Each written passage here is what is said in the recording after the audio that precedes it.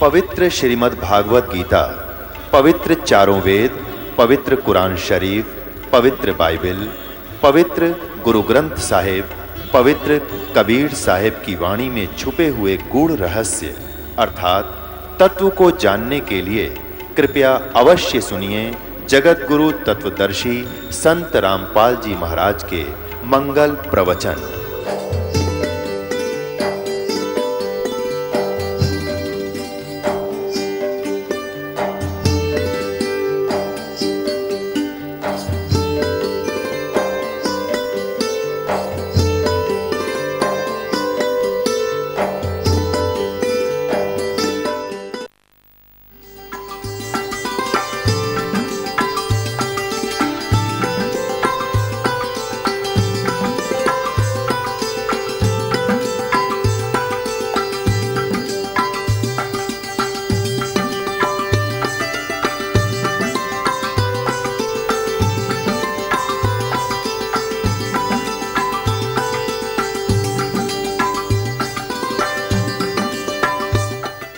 अब क्या कहता है धर्मदास, जब मैं अपने पुत्र योग संतान उर्फ जोग जीत का रूप बनाकर आया, इसलिए कि देखा मैंने उस प्यारी आत्माओं का, कोई गधा बना रखा, कोई गधी बना रखी, कितना सुंदर शरीर था सतलोक में आपका। जब धर्मदास को ज्ञान हुआ ना, जब ने कहा था मेरे हंसा भाई तू हंस रूप था, जब तू आया अपना स्वरूप बोल, मैं बोला तू ताते जीव कहाया, मेरे हंसा भाई तू तो परमात्मा जैसा था, तेरा गुण ईश्वर जैसे गुण थे तेरे में।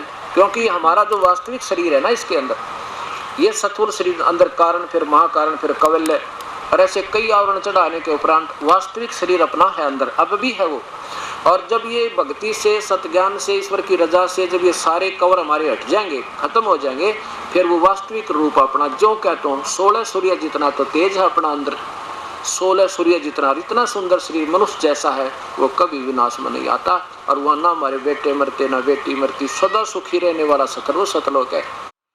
अब ये क्या बताते सतलोक की महिमा गाने वाले, कहते ना तो वह भगवान, क्योंकि तो निराकार है प्रभु सतपुरुष, और आपा बिला लीन हो जाएंगे उसमें तरह के। जो भैया जब वह भगवान है ही नहीं तो हम वहाँ क्या करेंगे जाकर भाई, जब वह परमात्मा आगे है ही नहीं तो हम क्या करेंगे वहाँ। जैसे मैं यहाँ बैठा हूँ सत्संग कर रहा हूँ, और कोई कहे भाई बड़ा बढ़िया सत्संग हो रहा है, वहाँ ऐसे ऐसे ग्राउंड है, कोई पूछा भाई गुरु जी है वहाँ, महाराज जी है कि ना, महाराज जी तो निराकार है, कौन आओगा यहाँ पे, कोई ना आवे यहाँ पे।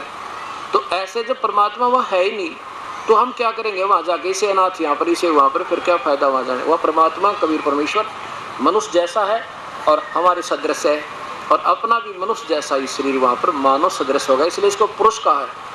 पुरुष क्यों कहा? क्योंकि वहाँ जाने के बाद हमारा केवल आत्म तत्व हो जाएगा और मानव सदृश शरीर रहेगा, कभी अजर अमर नहीं।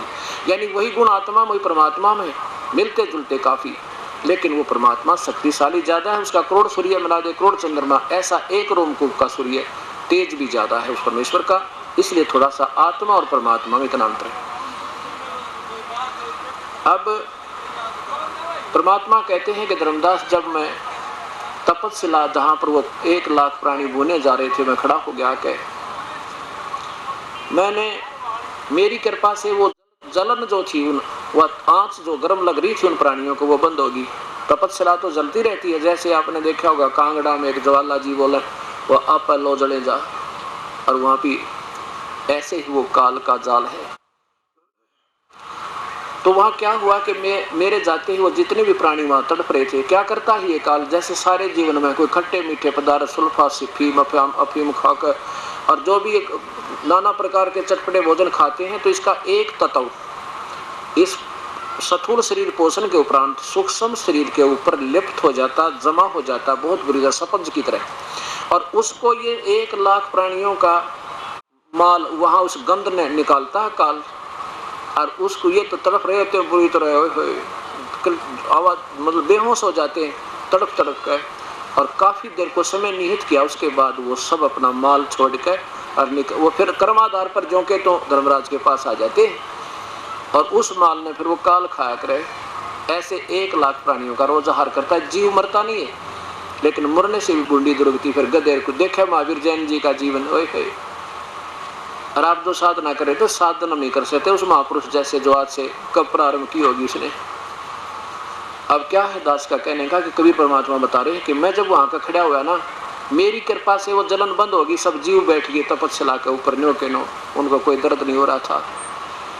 तो मेरे से कहने लगे हे परमेश्वर, हम कौन से कर्म का दुख भोग रहे हैं। उन्हें सोचा ये भगवान होगा जो हमने हमारा जो सही मान लेकर ये क्योंकि यहाँ कर्म के दुख ने सब माने, विद्वान पुरुष तो सब मानते हुए कर्म का दंड है। तो कहने लगे प्रभु हमें कौन से कर्म का दंड है ये जो हम इसकी बुरी तरह तड़प रहे हैं। तो परमात्मा बोले ये बिना भाग का दंड है भाई, तरह बिना कर्म का दंड है तुम्हें, ये वो दंड है तुम मेरे से बिछुड़ कर आए थे, इस काल के ऊपर आसक्त हुए थे, ये दंड है बेटा तुम्हें, यो नहीं ये सारा दंड ही इस कारण से है। फिर सारी कथा सुनाई परमेश्वर ने, बेटा तुम मेरे पास रहा करते, अरे देख लो जिसको तुम अव्यक्त कहा करते ना, निराकार है निराकार है, अब दिखाऊंगा तुझे तुम्हारा निराकार भगवान तुम्हें खाने के लिए आओगा। और उसमें कहते हैं कि देखो बेटा तुम कितनी साधना करते थे, आप कौन थे मैं द्विवेदी, आप कौन थे मैं त्रिवेदी, और तू कौन था मैं चतुर्वेदी, और मैं गीता का पाठ करने वाला, मैं वेदों का ज्ञाता, मैं धर्म क्रिया करता, मैं ऐसे करता था, मैं वो पूजा करता था, मैं तो दूसरे किसी का बुरा नहीं किया, और फिर भी आप यहाँ क्यों आए। अब पता नहीं भगवान, तब सारी कहानी बताई बेटा केवल इस उद्देश्य के लिए इसने सब ये जंजाल फैला रखा है, अपने तीनों पुत्रों के द्वारा ब्रह्मा शरीर बनवावे विषय वासना पैदा करके, और विष्णु जी सतीथी रखा आपकी यहाँ पर एक दूसरे में मोह ममता फंसा के अंतिम सांस तक यही मर जावे, इनको और कोई चिंता दूसरी सूझे नहीं। और शिव जी संहार करके 1 लाख रोज यहाँ भेज देता बेटा। तब वो कहते हैं परमात्मा हमने तो निराकार मान कर इसी की भक्ति की थी, वेद पुराण कह समझाई, और इन्होंने सब इसी निराकार की तरफ संकेत किया। परमात्मा बोले भाई तुमने वेद ना समझ में, तुम्हारे वेद तो साकार बताते हैं, पर तुम्हारे जो संतों ने ऋषियों ने जो सोचा वो गलत सोच के अपनी थ्योरी बना कर निराकार सिद्ध कर लिया, वो निराकार नहीं अब दिखाऊंगा तुम्हें, वो साकार में है। तब वो कहने लगे सभी पुरानी परमात्मा हमने छोटू वाले एक भाई हम जिंदगी भर मुँह नहीं करें इस काल के लोग की तरफ।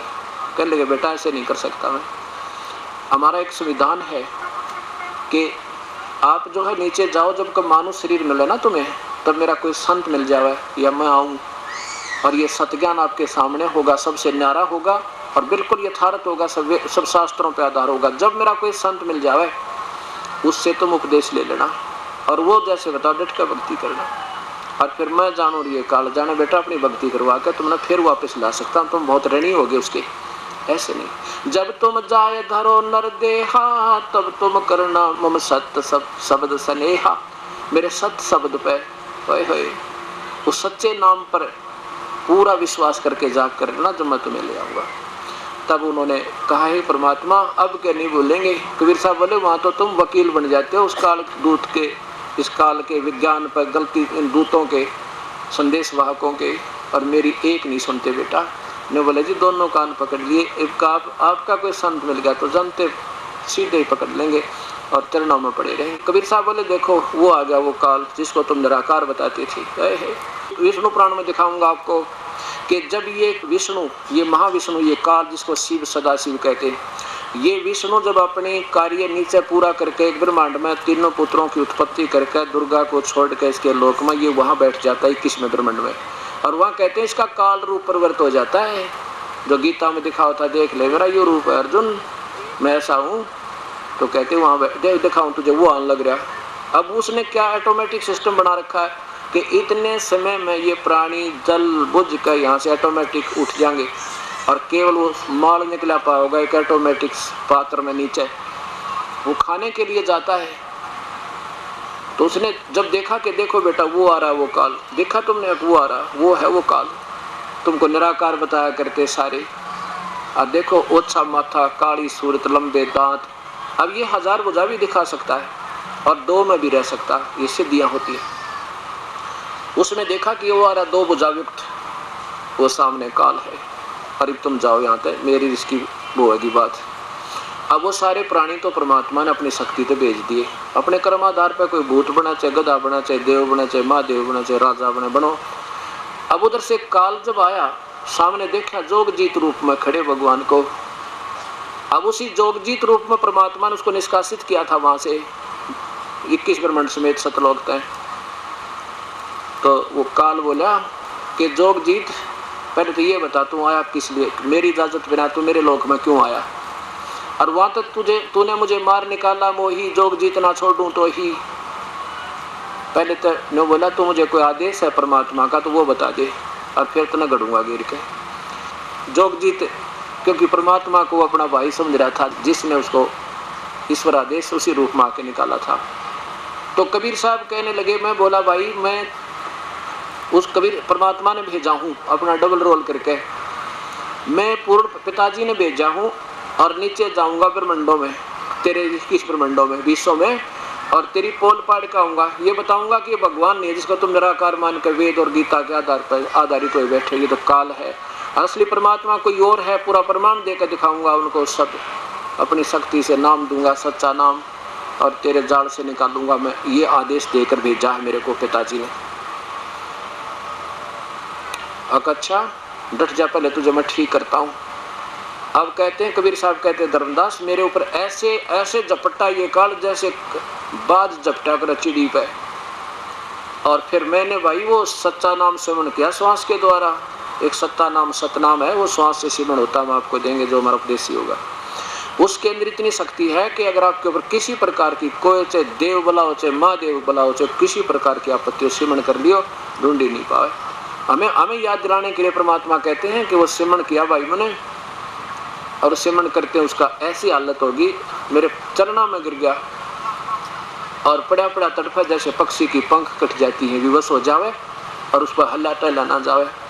जब जान गया वो काल के तरह से प्रबल शक्ति है, इसके पास कोई सबक शक्ति है प्रभु की, कहने लगा मेरे चरण पकड़ लिए और रोए रोए डटे नहीं डटे, रुदन मचा दिया, मैं आपका तू मेरा बड़ा भाई मैं तेरा छोटा भाई, छोटे तो गलती करते हैं बड़े अक्षमाई क्या करते हैं, माफ़ कर दो माफ़ कर दो। फिर मैंने कहा माफ़ कर दिया, कैसे नहीं, वचनबद्ध हो जाओ, मेरे एक दो काम हैं, एक दो मेरी कमी है मेरे लोक में वो भी पूरी कीजिए बगू, मैं तो आपको भगवान पिताजी जैसा मानता हूँ। काल कहता है ज्योत निरंतर पड़ा पड़ा।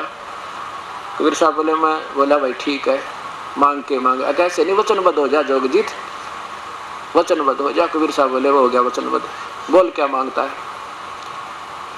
फिर बैठ गया ने बोला एक काम करियो, आप क्या करोगे, नीचे जाके, नीचे जाऊंगा भाई सारी कहानी बताऊंगा, सतलोक की सारी कथा सुनाया करूंगा और सबको अब सच्चा नाम देकर तेरे जाल तो छुटवा दूंगा।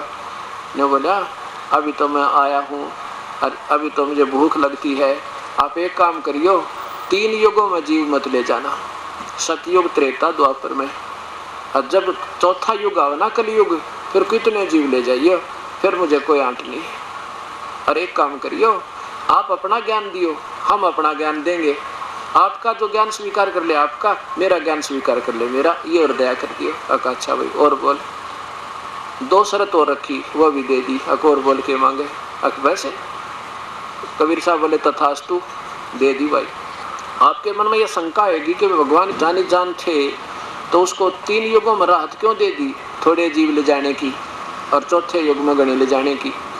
अब प्यारी आत्माओं परमात्मा अनजान नहीं है, वो सारा जाने, और उनको ये भी मालूम था कि क्या मांग सकता है ज्योत निरंजन, ये बालक उसके सामने बालक है। ये आपको दिखाऊंगा सामवेद और ऋग्वेद के अंदर युवा कबीर माने समर्थ कबीर, और बाकी ये देवता ये महादेव और ये ब्रह्मा ब्रह्म पर ब्रह्म, ये तो बालक और वृद्ध ऐसी स्थिति। युवा माने समर्थ, जो सारे काम करने में समर्थ हो, और बालक और बूढ़ा सब कार्य नहीं कर सकता, इसलिए परमात्मा ने उस पूर्ण ब्रह्म की सतपुरुष की युवा कबीर नाम करके महिमा की। तो कबीर साहब को मालूम था ये क्या मांगेगा कि 3 युगों में जीव ये भक्ति नहीं करे सतलोक की। क्यों नहीं करे कि सतयुग में इतना सुख हो इस प्राणी को, लाखों वर्ष की उम्र होती है और पत्नी से पहले पति नहीं मरे और बाप से पहले बेटा नहीं मरे, और बड़े स्वस्थ शरीर, बड़ा शुद्ध वातावरण और सबकी समाधियां लगती हैं, ऊपर ध्यान लगाते हैं, कोई ब्रह्मांड देख रहा, कोई कीटो घूम रहा होता है, सिद्धियां आकाश में उड़ जाने की, क्योंकि उस समय पुण्यकर्मी प्राणी पिछले संस्कारी हंस आते हैं, तो कोई भक्ति ना करे।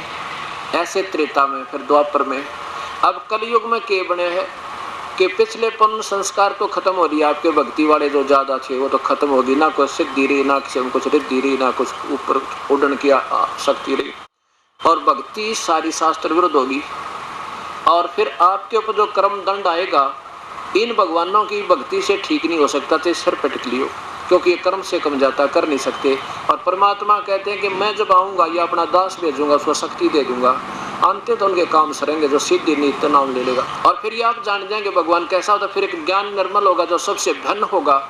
और कलयुग में परमात्मा जब भेजते अपने संदेश वाहक को कि ये सब दूत जो काल के आके अपनी अपनी व्याख्या कति फाइनल कर देते हैं, परमात्मा की परिभाषा लिख कर छोड़ देते हैं कि ये है भगवान।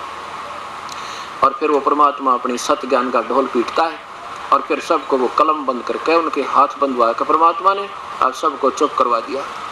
अब ये प्यारी आत्मा सब समझ जाएंगी भगवान कौन है और कैसा है, क्या परिभाषा है उस परमेश्वर की। तो परमात्मा कहते मैंने सारा बेरा था, मैं बालक नहीं हूँ, इसलिए इसको 3 युगों की छुट्टी दे दी। चौथे युग में बेटा मैं देखूंगा फिर तुझे। इसने ये सोचा था कि चौथे युग में ये भक्ति योग रहे नहीं गए, 4 तो मजहब बना दिए और 25 पंथ बना दिए, एक भगवान शास्त्र एक इनकी नैना व्याख्या, घुमा फिरा कर सारे कहते ज्योत निरंतर, घुमा फिरा कर प्रकाश देखो, ज्योत देखो, हृदय में पहुंचो, फलाना पहुंचो, और परमात्मा आकार में, और ये बताओ उसको निराकार। तो इससे सिद्ध हो गया कि ये सब बेसलस कथाएं बना के अभी तक दंत कथाएं बनाई सुनाई हमारे को। इब्साना समाज हो रहा है, कोई बालक नहीं, सारे समझ जाएंगे, ज़्यादा से ज़्यादा 2 वर्ष लगेंगे, ये सब समझ जाएंगे हम कहाँ खड़े थे। तो ये सोच कर परमात्मा ने ऐसा सोचा था। तो फिर ये कबीर साहब बताते हैं कि जब ये सारी इसने मांग ली ना भिखारी ने मेरे, तो सारी डिमांड पूरी होगी। फिर दीदे काटे, फिर आंख बदल गया, कहने लगा क्या करेगा जोगजीत, बेशक जा, तेरी कोई नहीं माने वहाँ पे, मैंने सबको उल्टे रास्ते लगा रखे अपने दूत भेज भेज के। आप कहोगे सतपुरुष है, वो कोई और भगवान है, तेरा सिर फोड़ेंगे। और मैंने 12 नकली संत भेज रखे हैं समाज में, और सब ने तुम्हारी महिमा गा रखी है, सतलोक है, सतपुरुष है, सचखंड है, सिर्फ सुनी सुनाई बातों से। और फिर वो नाम सारे गलत देंगे, मेरे पास आओगे एक भी बार नहीं जा सकता। और तुम जाओगे ना जब तुम्हारे दूत को 13 संदेश भाग जाएगा तुम्हारा, उस समय तो करोड़ों की संख्या में एकत्रित कर चुके होंगे वो, और सबको गलत ज्ञान में इतना रंग देंगे, उसका दुश्मन बना देंगे। 13 संदेश भाग कहेगा ये साधना ठीक नहीं इनकी, और जा कर ले, तू क्या करेगा। क्या बोला, दवा 10 पंथ करूं मैं साजा, नाम तुम्हारा ले करूं आवाजा। दवा 10 पंथ नाम जो ले ही, सो हमरे मुख आन समोही। 12 पंथ चला दूंगा नकली, और 12 दूत भेज दूंगा, और वो महिमा गाओगे ऊपर सतलोक, कान दबा के आंख दबा के देख लो, बस ये साधना है। नाम 5 गलत देंगे, क्योंकि काल परमात्मा ने मना किया, 5 का नाम काल के भाई, ये 5 नाम काल के ही, बिल्कुल पार नहीं हो सकता। फिर क्या बताते हैं, दवा 10 पंथ करूं, काल बोला 12 पंथ चलाऊंगा, और नाम तुम्हारा ले करूं आवाजा। ऊपर सतपुरुष है, वो तो है नहीं, निराकार है।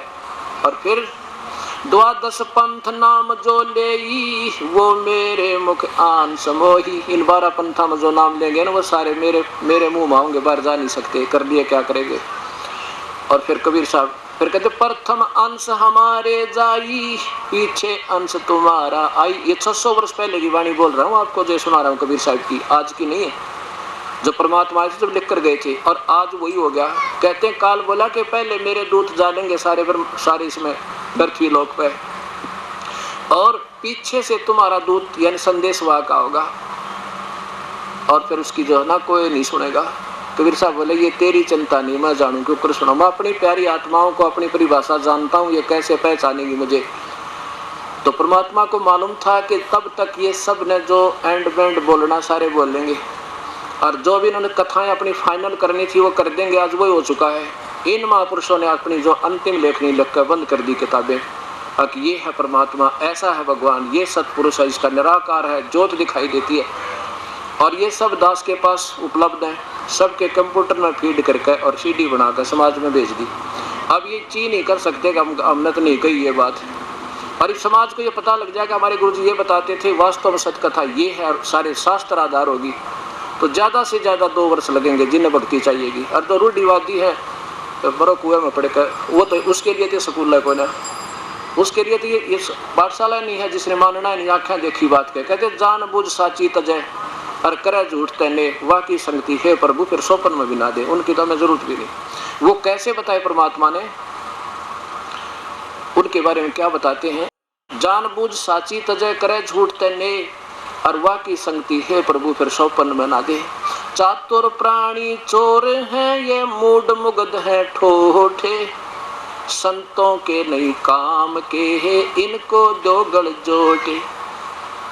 चतुर प्राणी चोर हैं। चातुर कौन से? जिन्होंने शास्त्र विरुद्ध साधना बताकर अपने अटकलों से परमात्मा की व्याख्या गलत बता रखी है और अपने आप को ऋषि और महर्षि और महासंत सिद्ध कर दिया, जगत गुरु सगत गुरु, वो तो है चतुर प्राणी।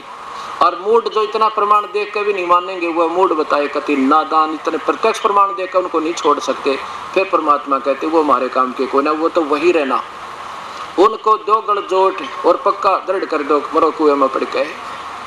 चातुर प्राणी चोरे हैं ये मूड मुग्ध है ठोठे, ये संतों के नहीं काम के है उनको दो गल जोटे। लगे रहो भाई वहीं पर। लेकिन जिनको प्रभु चाहिएगा वो अब डटे नहीं डटेंगे।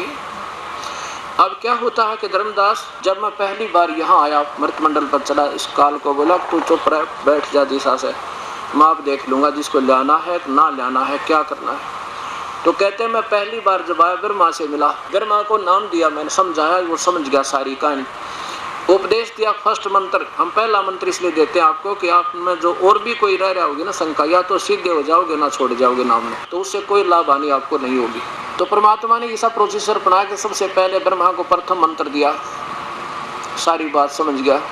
फिर विष्णु जी के पास आए, विष्णु जी को समझा बेटा तुम मेरे बच्चे हो और ये तुम्हें दिखाई भी नहीं देता, आकाशवाणी करके तुम्हारी घी बांध रखी सबकी, और तुम ये काल है, तुम मेरे प्यारी आत्मा हो, तुम नाम जपो, तुम यहाँ से निकल जाओगे। नाम ले लिया। फिर शिव जी के पास आए, शिव जी को समझाया, ये भी पुण्यात्मा मान गई एक बार तब बात, ये सोहम नाम दिया इसको। फिर क्या बता बेटा मैं फिर आऊंगा कुछ समय के बाद, तुम्हें दूसरा वास्तविक मंत्र दूंगा सतनाम। तो परमात्मा जब दोबारा गए जोगजीत रूप में, तो काल ने देखा कि तेरे बेटे गए सारे और ये चले गए, तो समझो सब न बता देंगे। उनकी बुद्धि चेंज कर दी अंदर बैठ के, और ब्रह्मा को के मन में क्या पैदा कर दिया कि झूठ बोलता है, वेदों में लिखा सो फाइनल है और कोई परमात्मा नहीं है, बस एक ज्योत निरंजन ये ब्रह्म, यही फाइनल परमात्मा है, अंतिम प्रभु है। दोबारा जो परमेश्वर गए तो ब्रह्मा ने यही ऊट पटांग की, देखो स्वामी जी मैं आपकी बात को गलत नहीं मानता, लेकिन वेदों से अलग मैं नहीं मान सकता। कबीर साहब बोले वेद एक बार पढ़ कर देख ले, इसमें क्या लिखा है। क्या बताया कि वेद हमारा भेद है, हम वेदों में ना, और जिस वेद से मैं मिलूं वो वेद जानते ना। वेद जो है ये मेरी महिमा गा रहे हैं। कबीर परमेश्वर है, कबीर सर्वशक्ति मान है, सरस्वती रचिनहार कबीर है, अंगारी कबीर है, बम्भारी कबीर, सतलोक में रहता है वो कबीर मैं हूँ भाई। मुझे सतपुरुष अकाल मूर्ख सब स्वरूपी राम कहते हैं, मेरा असली नाम कबीर है। कहते हैं वेद हमारा भेद है, मैं वेदों में ना, और जिस वेद से मैं मिलूं वो वेद जानते ना। वेदों में क्या है कि ब्रह्म की तो पूजा की विधि है, बस ओम नाम का जाप और 500 यज्ञ, और उसके बाद महिमा गारक गाई है पूरे परमात्मा की। पूर्ण ब्रह्म कोई और है, उसका नाम कबीर है, वो सब सृष्टि रचनहार, वो पूजा के योग्य है। हमारी पूजा पूरी नहीं है, हमारी पूजा भी अच्छी नहीं है, लेकिन समझने वाले के बाद जो 5वां जो वेद है, जो दास समझा रहा आपको, ये इसमें हो सारी विधि प्रभु के पाने की। ये 5वां वेद इनके पास काल ने दिया नहीं, इसने गुप्त कर दिया। तो क्या बताता है परमात्मा के वेद हमारा भेद है, जिन वेदों को तुम चारों वेदों को फाइनल मान रहे हो, ये मेरी ही महिमा गा रहे हैं, पर जिस वेद से मैं मिलूं वो ये वेद जानते ना, ये चारों वेदों का वर्णन नहीं। तो ऐसे गीता जी में कहा कि अर्जुन मेरी पूजा करनी ओम नाम की जाप है मुझ ब्रह्म की, और उस परमात्मा की पूर्ण ब्रह्म वो सर्वशक्तिमान सर्वसुखदायी सदा अजर अमर करने वाला और अजर अमर है, उसकी भक्ति करनी तो संत न ढूंढ ले। यही वेद में लिखा है। यजुर्वेद में यही प्रमाण है 40वें अध्याय के 10वें और 13वें श्लोक 12वें श्लोक में कि देखो मेरी भक्ति करनी है तो यहाँ तक की उपलब्धि है। उस वो परमात्मा कोई और है तो उसके बारे में जानकारी कोई तत्वदर्शी संत यानी पूर्ण संत तुझे बताएंगे, वैसे तू ऐसे कर लेना। तो ऐसे इन चारों युगों में परमात्मा आए, लेकिन तीनों के तीनों ब्रह्मा विष्णु महेश ने मना कर दिया। कहने लगे जी वैसे आप ठीक हो, हम आपसे कोई बुरा नहीं मानते, पर हमें ब्रह्मा ने बता दिया। वो दोनों और नाट गए। कबीर साहब बोले भाई ना मानो के बस की बात है। अब ब्रह्मा विष्णु में इसका दोष क्या बेचारों का, यहाँ किसी का छोटा मोटा सुख हो गया, अच्छी कोठी हो, एक कार हो, शाम में गुटी ला ले और फिर सिनेमा देखे ना, फिर क्या जरूरत भगवान की, और ये तो 3 लोग के प्रभु। तो ये फिर बाद में समझ में आएगी, जो बात कति बिगड़ जाएगी। तो उससे पहले जो लग जाएगा वो पुण्य भागी होगा, उसके भाग बड़े होंगे। अब ये सारी सतिथि बताकर परमात्मा ने कहा, जो धर्मदास फिर सारी कथा सुनाने लगा कि आप कहते हो ना ऊर्ध्व। फिर धर्मदास कहने लगा, भगवान एक बात समझ में नहीं आती, इतने दिन हो गया हम ब्रह्मा विष्णु महेश की पूजा करते हुए, 4-5 पीढ़ी 7 पीढ़ी तो मेरे याद है, तो क्या ये गलत है? क्या ब्रह्मा विष्णु महेश की फिर इतनी महिमा बनी कैसे? तो ये पूजा के योग नहीं है तो फिर इनकी महिमा बनी कैसे? जैसे दास ने परसों सुनाया था आपको, कल के ब्रह्मा विष्णु महेश से तीनों गुणों की पूजा गीता मना किया हुआ है। रजगुण ब्रह्मा है, सतगुण विष्णु, तमगुण शिव जी। तो कबीर साहब कहते हैं कि इनकी महिमा तो आज भी इतनी है ब्रह्मा विष्णु महेश की, लेकिन तुमने उल्टा काम करवा दिया इन संतों ने। कैसे? अब देखियो गीता जी का अध्याय नंबर 15 के वो 4 श्लोक सुनाता हूँ, इनसे ये सारी कहानी समझ में आएगी आपका कि ब्रह्मा विष्णु महेश की पूजा कैसे करनी है और हम कर कैसे रहे हैं। अब देखो ये ऐसा निर्मल ज्ञान है, अब 100 बार सुनोगे ना जब समझ में आओगी। क्योंकि जैसे बच्चा स्कूल जाता है, A for Apple, B for book सारे साल करे, और जब किधर नेक्स्ट क्लास में होने योग्य होता है, ऐसे ही बाप लगातार सुनते रहोगे, यहाँ भी सुनोगे, CD भी देखोगे, किताब भी ले जाओगे, फिर आप परफेक्ट बालक बन जाओगे, बड़े फटाफट बोला करोगे, सारी समझ जाओगे। तो अब पहले तो अब हमने ये आपको खूब समझाना पड़ेगा, और 100 बार सुनोगे ना प्रभु की कथा, फिर भी अच्छी लगनी चाहिए आपको, तो आप भक्त हो। अथ पंच 10वां अध्याय, पहला मंत्र, ऊर्ध्व मूलम। ऊर्ध्व मूलम तो ऊपर को जड़ वाला, ऊर्ध्व माने ऊपर को, आदि पुरुष परमेश्वर तो समझो जड़ है उस परमेश्वर की, मूल है ऊपर को, वो तो पूर्ण परमात्मा तो समझो जड़ है संसार रूपी उल्टे लटके हुए वृक्ष की। ये गीता ही समझाऊंगा आपको, जब समझ में आओगे वो परमात्मा कौन है, पूर्ण ब्रह्म।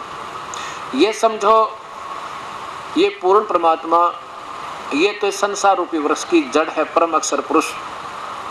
ये तो जड़ समझो, ऊपर कहते हैं आदि पुरुष परमेश्वर मूल वाले, ऊपर को जड़ वाला पूर्ण परमात्मा वाले, और नीचे को शाखा। काल ने ये तना और ये डार बंद कर, इसको नहीं ज्ञान नहीं बताया, केवल तीनों गुण रूपी शाखा, रजगुण ब्रह्मा, सतगुण विष्णु, तमगुण शिव जी रूपी शाखा वाले इस उल्टे लटके हुए संसार के वृक्ष को, पीपल के वृक्ष को समझो अविनाशी कहते हैं, अर्थात ये रचना है उस परमेश्वर की।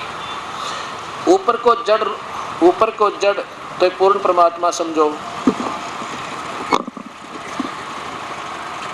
आदि पुरुष परमेश्वर मूल वाले, अधः शाखा माने नीचे को शाखा वाले, इस संसार रूपी पीपल के वृक्ष को अविनाशी कहते हैं। वेद जिसके पत्ते कहें, और उस संसार रूपी वृक्ष को जो व्यक्ति, जो संत मूल से लेकर जड़ से लेकर और सब तना और डार और टहनियों को और पत्तों तक बता देगा, वो तत्वदर्शी संत है।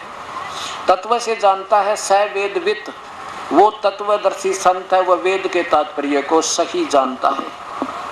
अब क्या कहता है ये काल भगवान, अब फिर समझ लो कि जो संत तुझे इस सारे ब्रह्मांडों को बता देगा, इस सारी रचना को ठीक ठीक बतावेगा न्यारे न्यारे, तो समझना वो तत्वदर्शी संत है।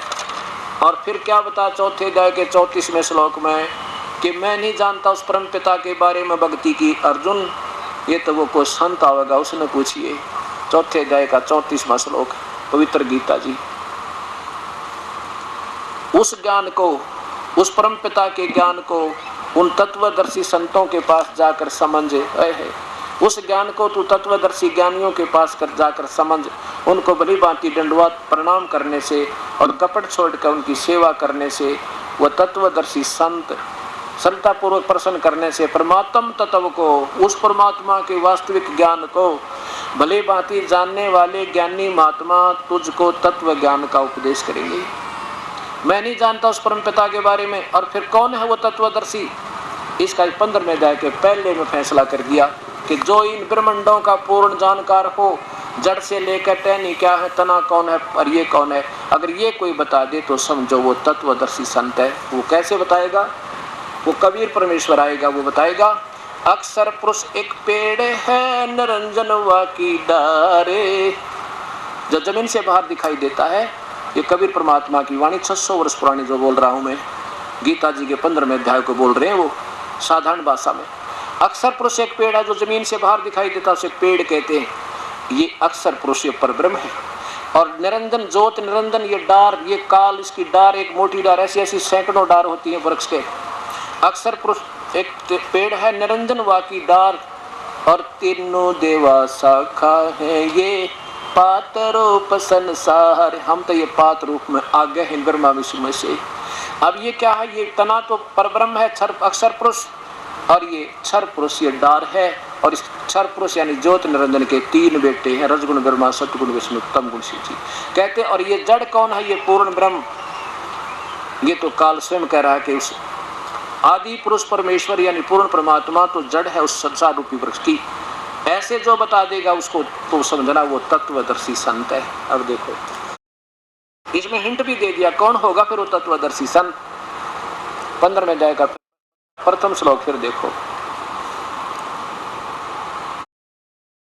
आदि पुरुष परमेश्वर तो मूल वाले जड़ और नीचे को शाखा वाले संसार रूपी पीपल के वृक्ष को अविनाशी कहते हैं। वेद जिसके पत्ते कहे गए हैं, और उस संसार रूपी वृक्ष को जो संत जड़ से लेकर मूल सहित तत्व से जानता है, स वेदवित, अर्थात वो है वो तत्वदर्शी संत, वो वेद के तात्पर्य को सही जानता है, ये समझ लेना। आगे देखो दूसरे में,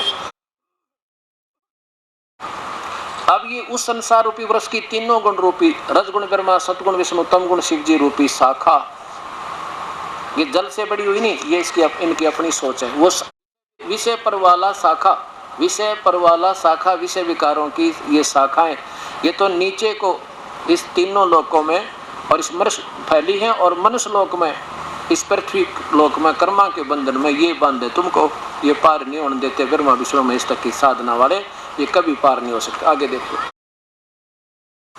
तीसरे में क्या कहा कि देखो उस संसार वृक्ष का स्वरूप जैसा कहा है वैसा यहाँ विचार काल में नहीं है कि मैं तुझे बता रहा हूँ ना, मैं नहीं जानता उस परम पिता के बारे में पूरे ब्रह्मांडों का। मैं तेरे और मेरे डिस्कशन में, ये गीता की चर्चा में भाई मैं नहीं बता पा रहा पूरा, वो तो वो संत बताएगा। यहाँ वैसा नहीं पाया जाता, क्योंकि न तो इसका आदि है और न इसका अंत, और न इसकी अच्छी प्रकार कोई स्थिति है। इसलिए इस सुविरड मूलम, सुविरड मूल, अति दृढ़ मूल, यदि इसको भूल जाओ, अति दृढ़ मूल वाले संसार रूपी पीपल के वृक्ष को दृढ़ वैराग्य रूपी शस्त्र द्वारा काट कर, यानी उस सत्ज्ञान रूपी हथियार द्वारा काटा जा सके, इसको सुलझाया जा सके, समझा जा सके, वो तरीका और कोई नहीं। उस सत्ज्ञान से समझोगे भाई, इसने हथियारों से काटोगे। आगे देखो चौथे में कमाल कर दिया है। 15वें अध्याय का चौथे श्लोक में क्या कह दिया भगवान ब्रह्म ने कि भाई उसके पश्चात जब तुझे कोई भाग जग जा, वो आ जा संत बताने वाला, उस परम पिता की रजाते हैं, उसके पश्चात उस परम पद रूप परमेश्वर को ओए होए भली भांति खोजना चाहिए, जिसमें गए हुए फिर लौटकर संसार में नहीं आते, अर्थात फिर उनका जन्म मृत्यु कभी नहीं होता, और जिस परमेश्वर से सारे ब्रह्मांडों की रचना हुई है, पुरातन संसार रूपी वृक्ष की प्रवृत्ति विस्तार को प्राप्त हुई है, और उसी आदि पुरुष नारायण की मैं शरण हूँ। गीता बोलने वाला भगवान कह रहा है मैं भी उसके अधीन हूँ, वो मेरा मालिक है, मैं उसका भिखारी हूँ, मैं उसके अधीन हूँ। इस प्रकार दृढ़ निश्चय करके उसी की परपदे माने पूजा करो। अब निधि ध्यान जो भी वो तो दास बताओगा कैसे भक्ति करनी, इनको क्या मिला, ये तो ठीक है सरलार्थ कर रहे हैं अपने हिसाब से। अब क्या बताया कि फिर देखो अर्जुन, फिर तेरे भाग जाग जा, वो तत्वदर्शी संत मिल जाए, फिर देर मत करना। उसके पश्चात उस परम पद रूप परमेश्वर को बड़ी भांति खोजना चाहिए, जिसमें गए हुए व्यक्ति फिर लौटकर संसार में नहीं आते, और जिस परमेश्वर से पुरातन यानी पुरानी सृष्टि की रूपी वृक्ष की रचना हुई है, प्रवृत्ति विस्तार को प्राप्त हुई, जिसने इसको रचा है, और मैं भी उसी परमेश्वर की शरण में हूँ, मैं उसका पुजारी हूँ। ये कबीर परमात्मा ही, अब दिखाऊंगा आपको, एक कथा सुनाऊंगा कल के सत्संग में। तो इस प्रकार इस दृढ़ निश्चय करके उसी भगवान की भक्ति करना, मेरी नहीं। अब कहते हैं उसकी भक्ति करने से फिर जन्म नहीं होता। अपने बारे में बताते हैं, अर्जुन तेरे और मेरे तो बहुत जन्म हो लिए। चौथे अध्याय का और ये 5वां श्लोक देखो, ये देखो, अर्जुन तेरे और मेरे तो बहुत जन्म हो लिए। हे परंतु अर्जुन, मेरे और तेरे बहुत से जन्म हो चुके हैं, उन सबको तू नहीं जानता, मैं जानता हूँ। इति सिद्धम के काल तो जन्म और मृत्यु में है। अब वो कौन है? वो परमात्मा, उसके बारे में ये दास की ड्यूटी लाई है परमेश्वर ने। और अब आपके सामने वो तथ्य आएंगे जो सारे के सारे हमारे पुरातन पवित्र शास्त्रों में खजाना दबा था, लेकिन आप तक वो पहुंच नहीं पाया। ये हमारे संतों की और इस काल की मेहरबानी रही, क्योंकि काल ने लिखा है ब्रह्म गीता में कि मेरे हाथ में सब प्राणियों की बुद्धि है जो मेरे अंतर्गत है, और जब चाहे उनमें ज्ञान रूपी चांदना कर दूं, जब चाहे अंधेरा कर दूं। ये भगवान फेल कर रखे ऋषियों की के वसावन बोली आत्माओं की, इन संतों के जो वर्तमान में बैठे यहाँ पे, ये तो उसका जो कृपा पात्र हो गया, फिर ये काल उठ जाएगा बुद्धि है। और फिर ये शास्त्र आपके उंगलियों पर टिप्स पर, हमारे बच्चा देख लो जो 4 साल हो गए नाम दिए, इनसे श्लोक नंबर पूछ लो, ये को आपको बता देंगे उस श्लोक नंबर में क्या लिखा गीता की, क्योंकि इनकी बुद्धि से काल हट चुका है और परमात्मा का पंजा हो चुका है। और फिर देखना सारे शास्त्र आपको ऐसे लगेंगे परमात्मा ये कहाँ छुपे पड़े थे। और इस दास की मजबूरी होगी, क्योंकि मेरी ड्यूटी लाई परमात्मा ने, साथ में मुझे मालूम था कि मेरे जैसे दुखी बहुत हैं, इस प्राणी बहुत हैं प्रभु के चाहने वाले, मेरे से भी ज़्यादा सेक्रीफाइस है, और उनको अब ये मार्ग मिल जाएगा। आज भी आत्मा तो ज्यों की त्यों है, कति इतना भी अंतर नहीं इसमें। आज भी सर दे दी, शीश क्या देना, जैसे गुरुदेव के ऐसे करना। कैसे? सिर सौंपा गुरुदेव को, सफल हुआ यो शीश, नितानंद इस शीश पे है, आप बसे जगदीश। सिर कैसे देना है? जैसे ये दास कहे फिर ऐसे करना। यदि आपने सफल भक्ति करनी है तो फिर डगमग मत होना, और फिर देखना आपका बेड़ा पार होगा। अब दास वही बताएगा जो, क्योंकि मैं कोच हो गया इस खेल का और आप इस खेल के खिलाड़ी हो गए, और जिसने इसमें एडमिशन लेना, खेल में सेलेक्ट होना है, उसके लिए नियम बना रखे, हमने एक फार्म बना रखा है। उस नियमों को अपना आजीवन निभाना होगा इस गेम में सफल होना है तो, और जरा सा भी आउट होगे फाउल हो जाओगे, ये नियम है। इसी प्रकार इसका अब जो प्रसंग चल रहा था अपना कि अब गीता जी के 2 श्लोक और सुना के फिर आपको ब्रह्मा विष्णु महेश की स्थिति फिर समझाऊंगा कि ये बुरे नहीं है, लेकिन इनको जिस तरह तुम पूज रहे थे ऐसे नहीं पूजा थी। इनको कैसे पूजना था, इनकी कैसे हमने, एक तो होता है पूजा, एक होता है आदर। सत्कार कोई और चीज होती है, पूजा कोई और चीज होती है। कैसे? जो पतिव्रता पति से रहती, आन पुरुष निभावे, और बसे पी हर में स्वर्ग प्रीतम में, ऐसे ध्यान लगावे।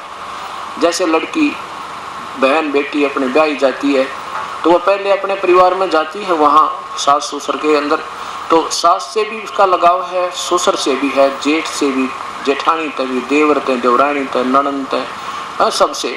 लेकिन वो आदर सबका करती है, और लेकिन जो पूजा करती है अपने पति की, पूजा पति की करेगी और श्रद्धा उनमें भी रहेगी। उनके जितना जिनका आदर है उतना अवश्य करेगी, तो भी पतिव्रता। अगर उनका अनादर करेगी तो भी वह पतिव्रता नहीं है।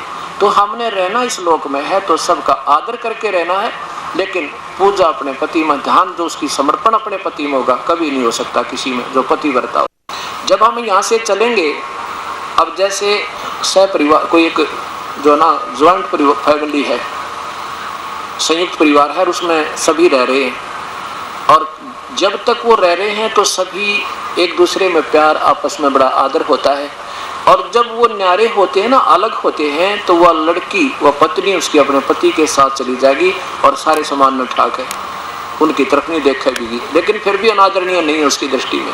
ऐसे जब हम यहाँ से चलेंगे और नहीं जब तक जाएंगे तो हमारा ये ज्वाइंट परिवार है, फिर हम काल से अलग हो जाएंगे, अपने अपने घर में चले जाएंगे, तो फिर भी बुराई इनके प्रति दोष कती नहीं, लेकिन हमारी श्रद्धा उसमें ऐसी रहेगी जैसे उस लड़की के अपने पति में, अपने पति के साथ चली जाएगी, फिर दूसरा का नहीं देखा को ना। ऐसे हम अपने परम पिता के साथ सतलोक चले जाएंगे। तब तक हम यारा ज्वाइंट फैमिली है, चाहे हिंदू है, चाहे मुसलमान, सिख या ईसाई, और चाहे ब्रह्मा, चाहे विष्णु, चाहे शिव, ये हमारे आदरणीय है। एक दूसरे का शिष्टाचार हमें निभाए रखना पड़ेगा अंतिम श्वास तक। तब भी हम भगत है ना तो अभगत हो जाएंगे, हमारे अंदर द्वितीय भाव आ जाएगा, फिर भी प्रभु हमें पसंद नहीं करेगा। ये देखिएगा, अब वो पतिव्रता सास के लड़ा पति ने क्यों करवाएगी, कति नहीं, प्यार उसको भी देना पड़ेगा, अच्छी लगेगी सबके साथ, तो कलह का कारण बन जाएगी। श्रीमद् भगवत गीता, गीता प्रेस गोरखपुर से प्रकाशित 15वां अध्याय फिर देखिएगा, और फिर आज का सत्संग इस तरह समापन होगा। नीचे देखिए 16वां श्लोक, क्या बताया है कि इस संसार में, इस कौन से संसार में, इन दो लोकों में, ये देखिएगा, द्वौ इमौ लोके पुरुषौ। अब ये दो लोक है, एक तो ये ब्रह्म का ज्योत निरंजन के 21 ब्रह्मांड, ये काल लोक, और ये परब्रह्म का लोक, ये कुल मिलाकर भी लोक कहलाता सारा। इन दोनों लोकों में दो भगवान हैं, ये क्षर पुरुष, ये तो ज्योत निरंजन शीघ्र नाशवान, इसके साधक भी नाशवान, और ये अक्षर पुरुष। अब इस अक्षर पुरुष के जो साधक हैं वो इनसे ज्यादा लंबी आयु यहाँ बनी हुई है, और ये परब्रह्म भी इस ज्योत निरंजन से ज्यादा लंबी आयु का, यानी ज्यादा स्थायी है, लेकिन है फिर भी दोनों नाशवान।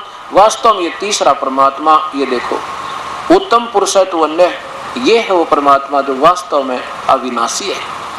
इस द्वौ पुरुषौ इमो लोके, इन दोनों लोकों में दो भगवान, क्षर पुरुष और अक्षर पुरुष। क्षर पुरुष ये नाशवान भगवान ज्योति निरंजन ब्रह्म, और कुछ इससे अविनाशी ये पर ब्रह्म ज्यादा स्थायी, और लेकिन उत्तम पुरुषत्व अन्य, वो वास्तव में तीसरा भगवान जो वास्तव पुरुषोत्तम है ना अविनाशी, वो तो इन दोनों से भी न्यारा है। अब सुनना गीता जी को, इस पवित्र शास्त्र को। अब 15वें अध्याय का 16वां श्लोक देखिए, मंत्र, द्वौ इमौ पुरुषौ लोके, इन दोनों लोकों में दो भगवान हैं, क्षर पुरुष और अक्षर पुरुष। ये पुरुष जो ना यहाँ संस्कृत में दोनों के साथ लगता है, क्षर पुरुष और अक्षर पुरुष, ये दो भगवान हैं। क्षर पुरुष तो समझो जैसे इतना नाशवान, क्षर पुरुष नाशवान ब्रह्म। जैसे एक चीनी का कप होता है, चीनी का कप ऐसा होता है, आपको पता, चाय पीते हो, आपको मालूम है कि हाथ से छूटे और गिरते टूटे और टूटते फूटे, अब गिरते टूटे। और फिर एक स्टील का कप हो, स्टील का कप ऐसा हो, आपको मालूम है कि गिर गया तो टूटता नहीं, और इसकी तुलना में ये ज्यादा अविनाशी स्थायी स्टेबल धातु है, लेकिन फिर भी स्थायी नहीं है। अविनाशी फिर भी नहीं कि इसका नाश ना हो, इसका जंग लगेगा, काफी समय बाद में ये मिट्टी बनेगा। लेकिन तीसरी जो धातु सोना समझो, जिसका अस्तित्व समाप्त नहीं होता, ऐसे समझाएं तीनों भगवानों के तीन ही स्थिति को, जब आपको पता लगेगा। अब देखिएगा पवित्र गीता जी, और यहाँ पर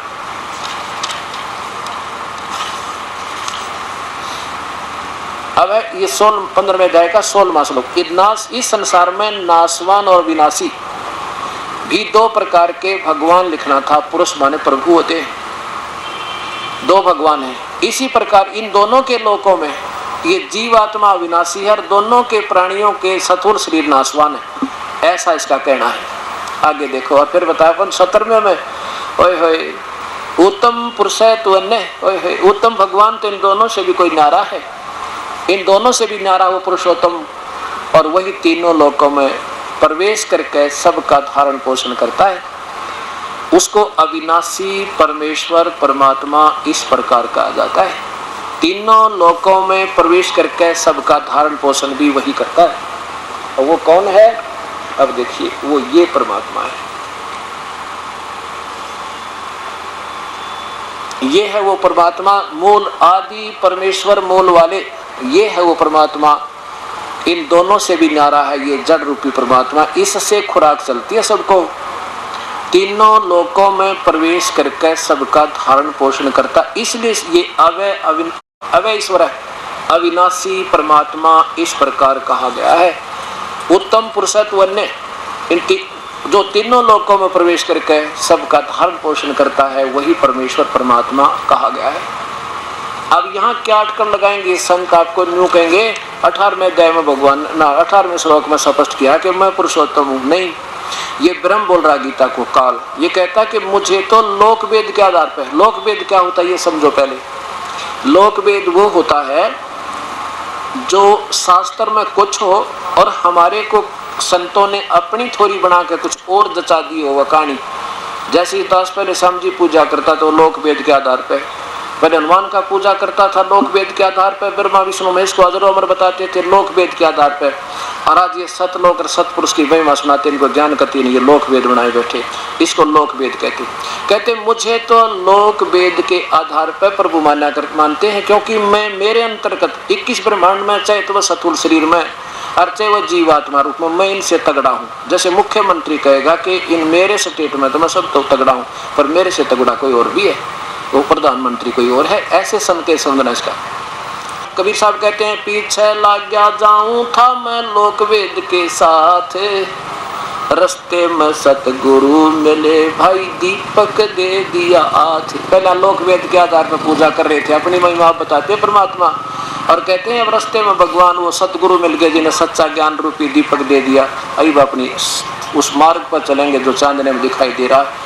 ऐसे लोक वेद बताइए क्या बताते हैं। ये 15वें अध्याय का 18वें श्लोक में यहाँ उड़ जाएंगे, और यही इनकी टिप्पणी देखना, वो पुरानी गीता बना रखी इन्होंने। कहते हैं भगवान कहता ना मैं सबसे उत्तम हूँ, नहीं, ये कहता है क्योंकि मैं नासवान जड़ वर्ग से, यानी मेरे 21 ब्रह्मांड में चाहे स्थूल शरीर में देव है, चाहे महादेव, चाहे किसाई भी है, उनसे और अतीत हूँ, तगड़ा हूँ, और अविनाशी जीवात्मा से भी तगड़ा हूँ, क्योंकि ये जीवात्मा अमर है। और इसलिए इस लोक वेद में दंत कथाओं के आधार पर मैं पुरुषोत्तम प्रसिद्ध हूँ, लेकिन मैं पुरुषोत्तम नहीं हूँ, ये समझना इसका वास्तविक अर्थ ये बनेगा।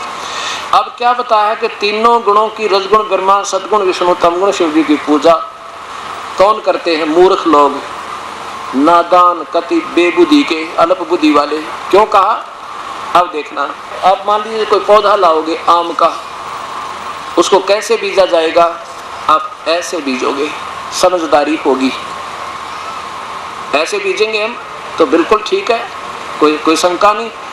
गमले में लगाएंगे या जमीन में गाड़ेंगे और पूजा तो करेंगे इस जड़ की, और फल लगेंगे ब्रह्मा विष्णु में इसका। अब फल तो ये टह नहीं देंगे हमें, और कोई दे ही नहीं सकता, क्योंकि हम तो यहाँ आगे हैं इन तय। अब ये बताया एक साधे सब साधे, ये सब साधे सब जावे, ये सब साध रहे हम ऐसे कर रहे पूजा, ब्रह्मा विष्णु महेश की भी, पितर की भी, श्राद्धा की भी, बरली भी, गुड़गाम वाली भी, बनभौरी वाली भी, आस पास गाँव वाला बाबा भी, हम ये पूज रहे। आपने पौधे को उल्टा ठोक रखा, उल्टी जड़ तो छोड़ दी और टहनी पूजन लगे। क्या बताते हैं?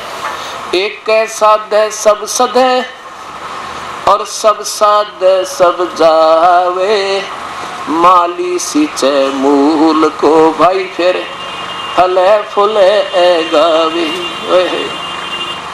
इस एक के साधन पर सब सद गए, और इस पूजा से हम सब व्यर्थ हो गए। अब हमने इसलिए गीता में बताया कि जो राक्षस स्वभाव का धारण किया, इनमें कुछ होना जाना तय नहीं। अब जो पूजा आप कर रहे हो ना अभी तक, जिन महापुरुषों की आड़ लेकर, चाहे किससे की भी, आपको ना कोई काम सरे, और जब दाव पड़ेगी ना आपके कर्म के दंड की, आपको कोई लाभ नहीं होगा, अंत में आप नास्तिक हो जाओगे। एक भगत जी कहने लगा, अब आपको जिंदा जागता उदाहरण दिखाता हूँ। हम एक जगह सत्संग कर रहे थे, वहां एक भक्त का दान पात्र में एक पत्र मिला। उसने क्या बताया, अब आपके आगे पढ़कर सुना दूं। अब जब तक हमें परम संत नहीं मिलेंगे तब तक हम अपनी अपनी अटकलों में अटके रहेंगे।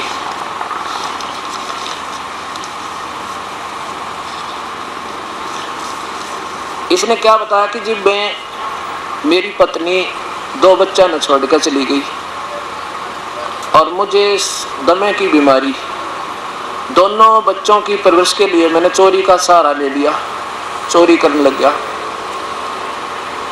और आपका सत्संग सुना मैंने आज ही, और आज आपका नाम भी ले लिया, और मेरे दोनों बच्चे चूहों की गोली खाकर मर गए।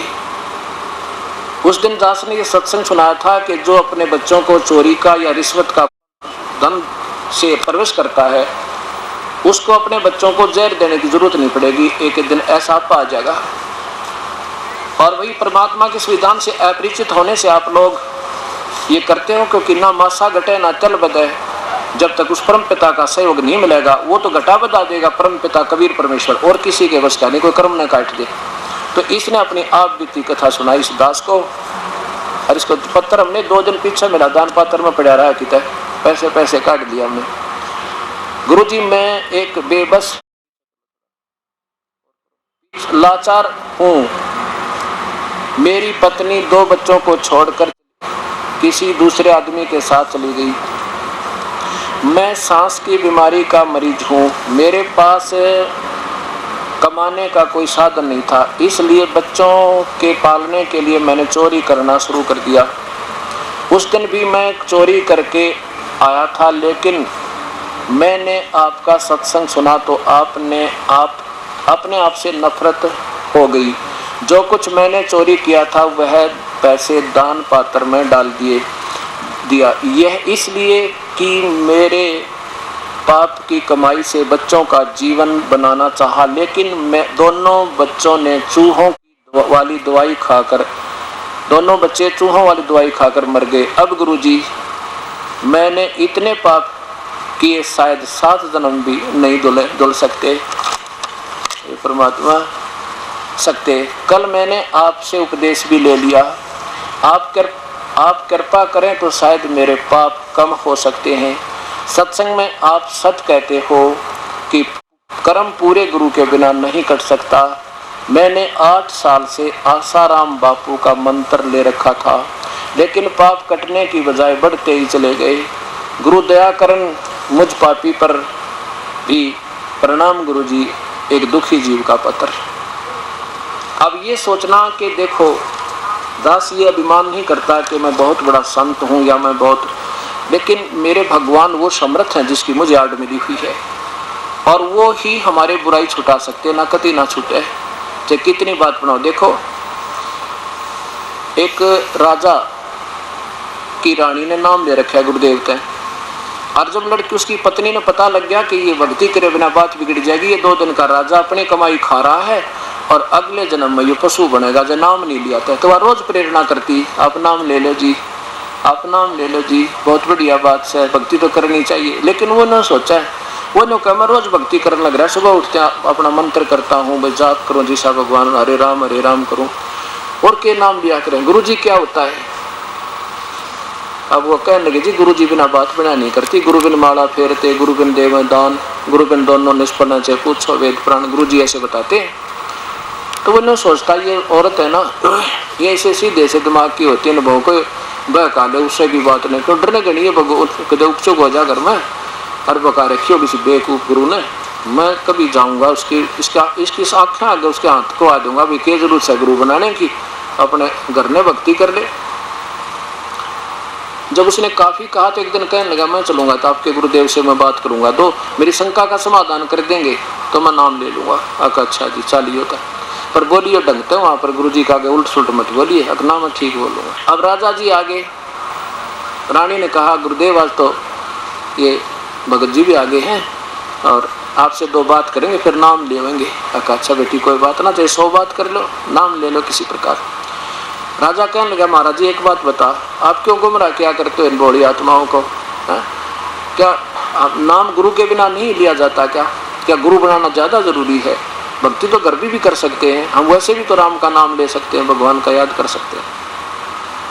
अब गुरु जी ने सोचा आज तो ये कति नाराज होकर है, और जब मैं इसको समझाना चाहूंगा कति उल्टा पड़ेगा, मानने को नहीं। फिर राजा भाई ना तो ये सुना नहीं करते राजा लोग। कहने लगे महाराज जी मैं आज तो इतना व्यस्त हूँ, संगत ज्यादा है, आपकी प्रश्न का उत्तर आज नहीं दे सकता, मैं कभी आपके घर आऊंगा, वहाँ प्रेम तो बतलावांगे काफी देर तक। राजा ने सोची और बढ़िया, रानी के सामने इसने फेल कर दूंगा, हाँ, और यार पीछा छोड़ देगी उड़ा जाना, वो तो मानती ना। गुरुजी ने समय नेट कर दिया जी उस दिन आऊंगा मैं, चले गए। अब रानी ने सब मंत्रियों से कह दिया मेरे गुरुजी आओ तो आदर के साथ अंदर ले आना। अच्छा जी। अब राजा बैठा अपने राजगद्दी पे, गुरुजी पहुंच गए, सबने आदर के साथ अंदर ले गए। अब वहाँ पहुंच कर ऋषि ने कहा संत जी ने, वहाँ खड़े थे बॉडीगार्ड राजा के, उनसे कहा कि इसको अरेस्ट करो। राजा की तरफ संकेत करता है, उनको आदेश देता है कि इसको अरेस्ट करो। किसको? राजा की तरफ संकेत करता है। अब 2-3 बार कहा तो राजा उसके मुंह का नहीं देखा कि वह सब बेवकूफ संत मुझे अरेस्ट करावा। तब राजा ने बोला कि इसका दिमाग खराब हो गया दिखा है। राजा बोला कि अरेस्ट करो इसे। उन सैनिकों से कहने की देरी थी, पूरा वाक्य नहीं हुआ था, इतना ऋषि जी पकड़कर 1 फुट उठा दिया जमीन के ऊपर। इंतजार कर रहे हैं कि आगे क्या कहे, इसने गढ़े या किधर जेल में ठोके। इतने में रानी आएगी। रानी कहने लगी क्या कर रहे हो मेरे गुरुजी के साथ, ऐसी बदतमीजी क्या करते हैं, छोड़ो इनको। अब रानी के कारण तो वह भी ना छोड़ दे, राजा की इंतजार करे। तो संत जी कहने लगे कि राजन मुझे छुड़वाओ, मैं आपके प्रश्न का उत्तर दे रहा हूँ। कौन से उत्तर प्रश्न का? कि आपने जो प्रश्न किया था, क्या गुरुजी के बिना भक्ति नहीं होती? हकीये के उत्तर दिया, बदतमीजी कर रहे थे आप मेरे साथ, मेरे सैनिकों को और मेरे से पकड़ अरेस्ट करने के आदेश दे रहे थे, कि यही तो उत्तर दे रहा था आपके प्रश्न का, मुझे छुड़वाओ इनते। उन्होंने कहा छोड़ दो, कंते छोड़ दिया। अब राजा ने क्या, संत ने क्या बताया कि देखो राजन, आपके पास सब शक्ति है और मेरे पास आपके राज वाली सब शक्ति नहीं, मैं उस परम पिता की शक्ति से युक्त हूँ, मेरे पास उस भगवान की शक्ति दी हुई है और आपको केवल राज की शक्ति है।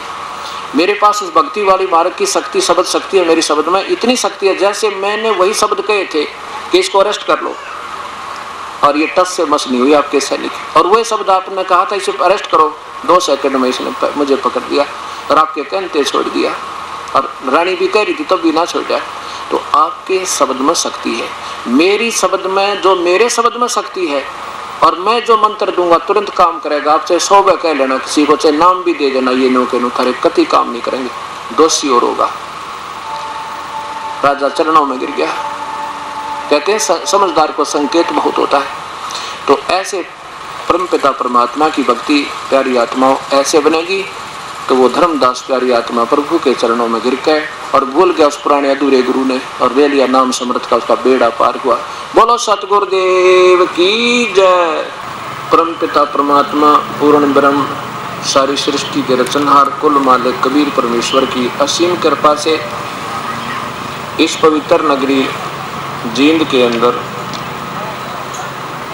ये प्रभु की अमर कथा, सत्यनारायण कथा 16 अप्रैल सन 2004 को प्रारंभ हुई। आज इसका अंतिम दिवस है।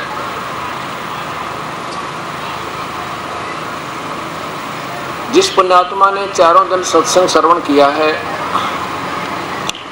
धन भाग है वो पुण्यात्मा जिसको परमेश्वर ने इतना शुभ समय दिया। ऐसे घोर कलयुग में ये प्राणी अक्षणिक सुख को पाकर परमात्मा से बहुत दूर जा चुका है, और जिन पुण्यात्माओं के अंदर आज भी प्रभु की कसक विद्यमान है,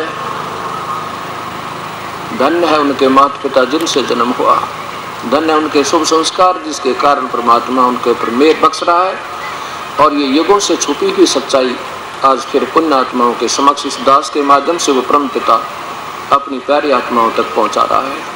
वो परम दयालु, वो परमेश्वर सारी सृष्टि के रचनहार कुल मालिक कबीर साहिब या तो स्वयं आते हैं या मेरे जैसे दास पर मेहर करके अपनी प्यारी आत्माओं को अपनी शरण में ले लेते हैं।